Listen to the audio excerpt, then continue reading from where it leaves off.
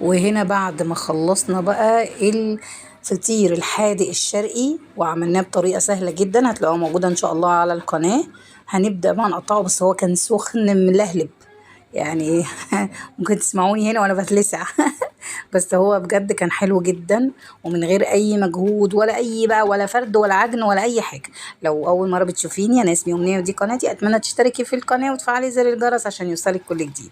بصي طالع ما شاء الله، من تحت كانت مستويه والحشوه رهيبه والوش بتاعها كان مستوي وجميل، وزي ما انت شايفه كده الجبنه سايحه ومش محروقه ولا ناشفه ولا حاجه خالص. بجد جميله جدا، جربيه ان شاء الله على ضمانتي هيعجبك قوي. بصي ما كنتش قادرة امسك الجلاش او الفطير من كتر ما هو سخن ملهلب يعني.